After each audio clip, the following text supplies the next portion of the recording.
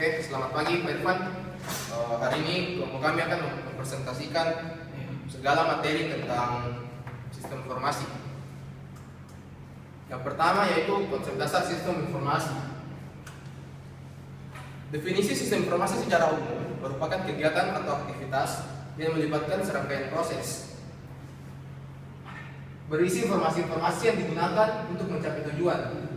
Pengertian sistem informasi menurut Robert dalam Giogianto tahun 2000 adalah informasi yang diorganisasikan untuk mencapai tujuan dalam sebuah organisasi. Selanjutnya adalah karakter sistem informasi. Sistem informasi memiliki komponen berupa subsistem yang merupakan elemen-elemen yang lebih kecil yang membentuk sistem informasi tersebut, misalnya bagian input dan proses. Yang kedua, ruang lingkup sistem informasi, yaitu ruang lingkup yang ditentukan dari awal pembuatan yang merupakan garis batas lingkup kerja sistem tersebut, sehingga sistem informasi tersebut tidak bersinggungan dengan sistem informasi lainnya. Yang ketiga adalah tujuan sistem informasi, adalah hal pokok yang harus ditentukan dan dicapai dengan menggunakan sistem informasi tersebut. Yang keempat, lingkungan sistem informasi, yaitu sesuatu yang berada di luar lingkungan sistem informasi yang dapat mempengaruhi sistem tersebut. Hal ini turut dipertimbangkan pada saat perencanaan sistem informasi. Selanjutnya merupakan manfaat dari sistem informasi, yaitu 1. Organisasi merupakan sistem informasi untuk mengolah transaksi-transaksi, mengurangi biaya, dan menghasilkan pendapatan sebagai salah satu produk atau pelayanan mereka. Perusahaan menggunakan sistem informasi untuk mempertahankan persediaan pada tingkat paling rendah agar konsisten dengan jenis barang yang tersedia. Bank menggunakan sistem informasi untuk mengolah cek-cek nasabah dan membuat berbagai laporan, rekening koran, dan transaksi yang terjadi. Selanjutnya materi tentang komponen sistem informasi akan dijelaskan oleh teman saya. Oke, saya Kevin Winanto, saya akan mempresentasikan tentang komponen sistem informasi. Menurut John Bartz dan Gary Grudilinski, Jagoyanto 2005 mengungkapkan bahwa sistem informasi terdiri dari komponen-komponen terdiri dari istilah blok, bangunan atau building block. Sebagai suatu sistem blok bangunan tersebut masing-masing berinteraksi dari satu dengan yang lainnya, membentuk suatu kesatuan yang mencapai sasarannya. Blok bangunan terdiri dari Giogianto pada tahun 2005. Blok masukan, blok model, dan blok keseluruhan. Blok masukan atau input blok. Input mewakili data yang memasuki ke dalam sistem informasi. Input di sini termasuk metode-metode dan media untuk menangkap data yang dimasukkan yang dapat berupa dokumen-dokumen dasar. Blok model atau model blok. Blok ini terdiri dari komponen prosedur, logika dan model matematik yang akan memanipulasi data input dan data yang tersimpan di basis data dengan cara yang sudah tertentu dan menghasilkan keluaran yang diinginkan. Blok keseluruhan atau output blok.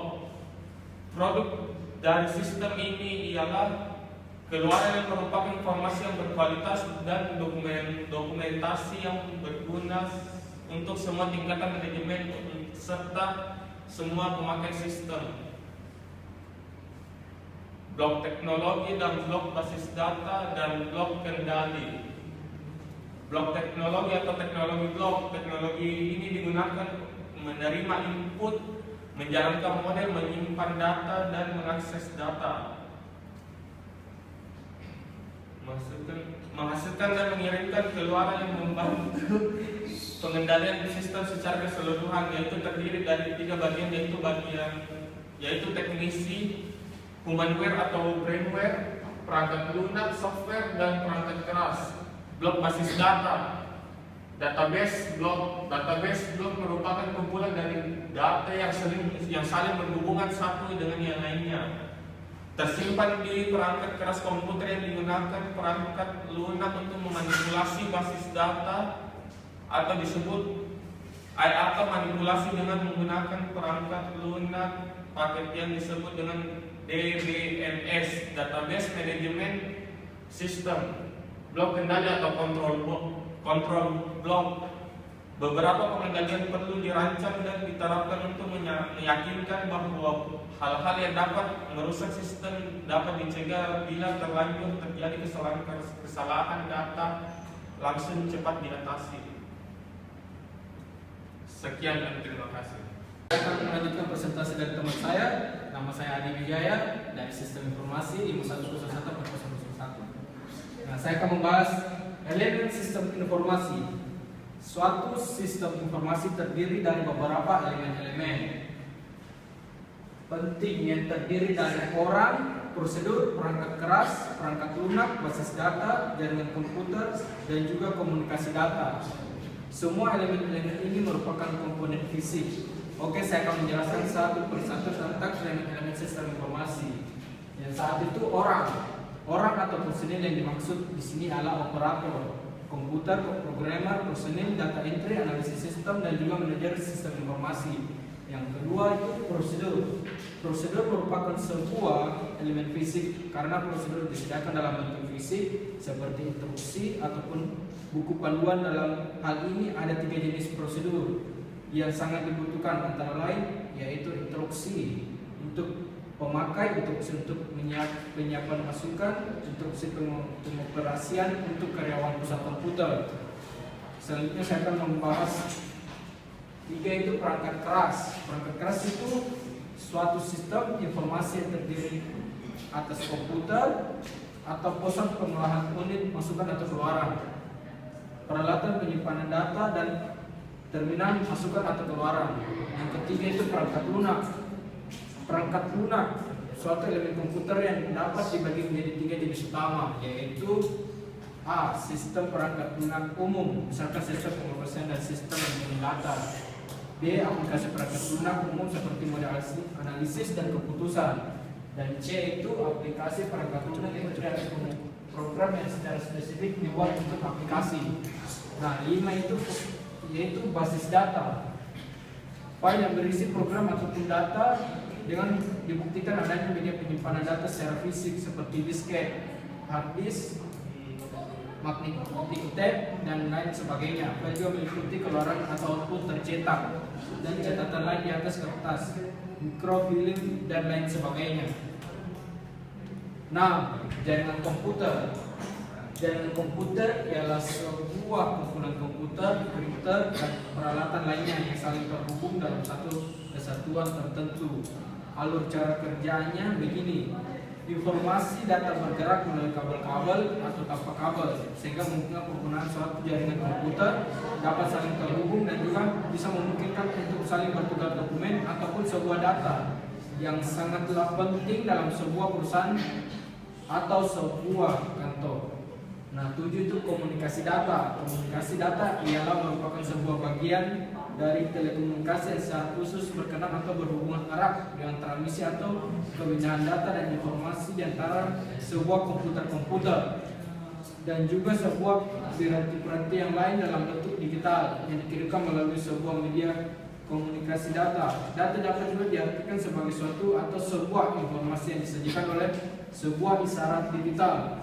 Jadi dapat ditarik kesimpulan bahwa komunikasi data merupakan sebuah bagian vital atau penting dari suatu sistem informasi, karena sistem ini dapat menyediakan, memberikan ataupun memfasilitasi instruktur yang memungkinkan sebuah komputer dapat saling terhubung atau berkomunikasi satu sama lain.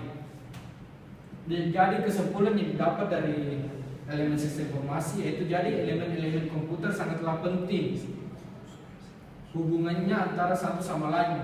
Seumpamanya dari beberapa elemen tersebut ada satu yang tidak bersatu, maka konsekuensinya mungkin bisa saja sistem itu tidak dapat berjalan sempurna. Berbeda dengan seumpama elemen itu saling berhubungan satu sama lain, sehingga bisa menimbulkan sistem yang berjalan sangatlah dinamis dan juga efisien.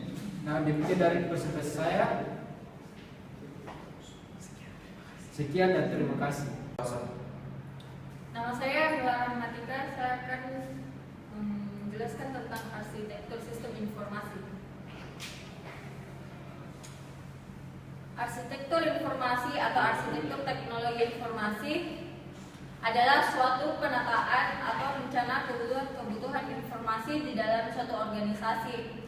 Arsitektur ini berguna sebagai penuntun bagi operasi sekarang atau menjadi cetak biru untuk arahan di masa mendatang. Tujuan dari arsitektur ini adalah agar bagian teknologi informasi memenuhi kebutuhan bisnis strategis organisasi. Oleh karena itu, arsitektur informasi memadukan kebutuhan informasi, komponen sistem informasi, dan teknologi pendukung. Arsitektur informasi menggunakan arsitektur teknologi yang dapat dibedakan menjadi 3 macam, yaitu tersentralisasi, desentralisasi, dan client atau server.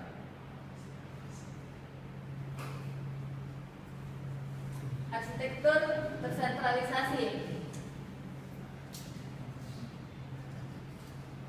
Arsitektur tersentralisasi sudah dikenal sejak tahun 1960-an dengan mainframe sebagai aktor utama. Mainframe adalah komputer yang berukuran relatif besar yang ditujukan untuk menangani data yang berukuran besar dengan ribuan terminal untuk mengakses data dengan tanggapan yang sangat cepat dan melibatkan jutaan transaksi.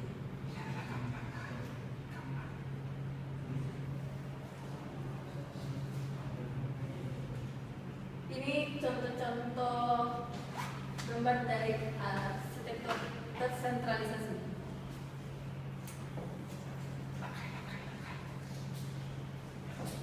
Arsitektur desentralisasi merupakan konsep dari pemrosesan data tersebar atau terdistribusi. Sistem pemrosesan data terdistribusi atau biasa disebut dengan komputasi terbesar sebagai sistem yang terdiri atas sejumlah komputer yang tersebar pada sebagai lokasi yang dihubungkan dengan sarana telekomunikasi dengan masing-masing komputer mampu melakukan pemrosesan yang serupa secara mandiri, tetapi bisa saling berinteraksi dengan pertukaran data. Dengan kata lain, sistem pemrosesan data distribusi membagi sistem pemrosesan dan terpusat ke dalam subsistem yang lebih kecil, yang pada hakikatnya masing-masing subsistem tersebut tetap berlaku sebagai sistem pemrosesan data yang terpusat. Ini merupakan gambar dari arsitektur desentralisasi. Arsitektur klien atau server. Dewasa ini konektivitas antara berbagai macam komputer sangatlah tinggi. Beragam komputer dari vendor dan bermacam-macam bisa saling berinteraksi. Istilah interoperabilitas sering dipakai untuk menanyakan keadaan ini.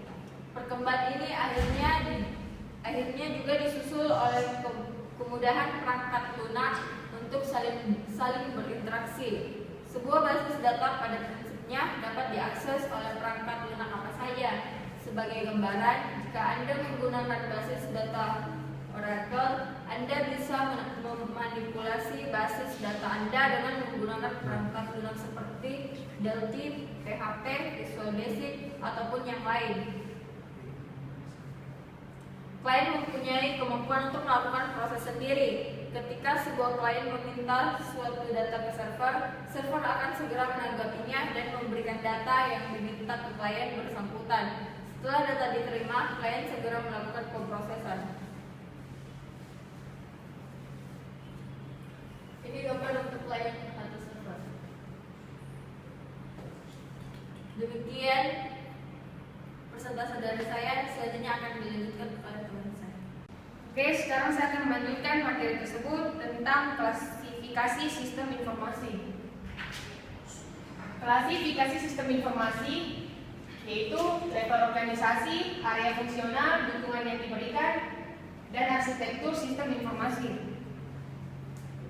Sistem informasi menurut level organisasi, sistem informasi departemen, sistem informasi yang hanya digunakan dalam sebuah departemen, sistem informasi perusahaan, sistem terpadu yang dapat digunakan oleh sejumlah departemen secara bersama-sama, sistem informasi antar organisasi, sistem informasi yang menghubungkan dua organisasi atau lebih. Sistem informasi fungsional, sistem informasi akuntansi, sistem informasi keuangan, sistem informasi manufaktur, sistem informasi pemasaran, sistem informasi sumber daya manusia, sistem informasi keuangan, dan sistem informasi manufaktur.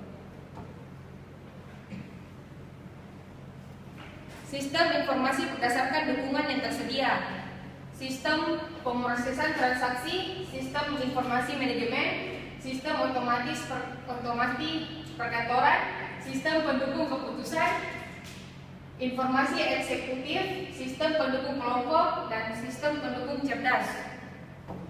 Klasifikasi untuk aktivitas manajemen. Yang pertama, sistem informasi pengetahuan, sistem informasi yang mendukung aktivitas pekerja pengetahuan. Kedua, sistem informasi operasional, sistem informasi yang berurusan dengan operasi organisasi sehari-hari. Tiga, sistem informasi manajerial, sistem informasi yang menunjang kegiatan-kegiatan yang bersifat manajerial. Keempat, sistem informasi strategis, sistem informasi yang digunakan untuk menangani masalah-masalah strategis dalam organisasi. Selanjutnya, klasifikasi menurut arsitektur sistem. Yang pertama, sistem berbasis mainframe, sistem standalone, sistem tersebar. Sekian presentasi dari saya. Makasih.